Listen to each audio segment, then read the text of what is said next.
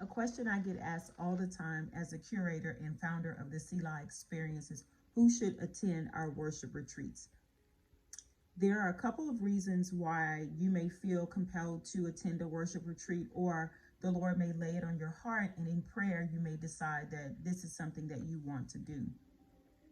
The number one reason that you may attend a worship retreat is, as it was in Mark 6:31, the disciples had been out working. They had been spreading the gospel. There were crowds around them. And the Bible says because there were so many people pressing into them, there was such a crowd around them that the Lord said, come along with me by yourself to a quiet place and rest a while. So Selah is known to mean as a pause, right? So you may retreat and pause after a long or short season of ministry.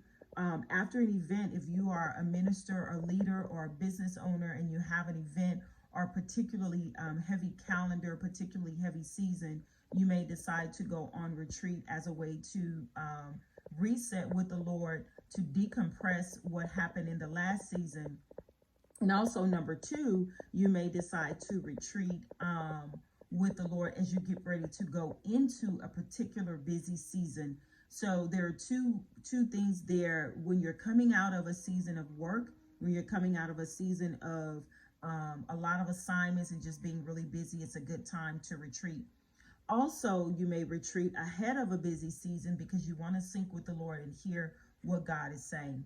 Our retreats are meant to be restorative times of rest in the presence of the Lord. So if you've had a long sickness or an illness, or if you are a caretaker for a loved one, or you're in the medical profession and you really heavily lean into your faith to help you navigate particularly difficult seasons, then a retreat would be appropriate for you, as God will replenish and restore you as you worship.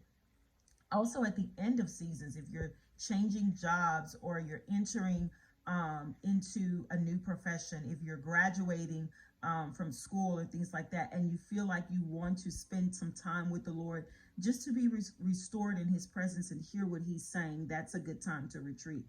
So I hope these answers help you and help you understand the priority of worship in different times of your life. Even though the Bible says there's a time and season for everything, worship itself is not relegated to a particular season, right? So we worship in all seasons.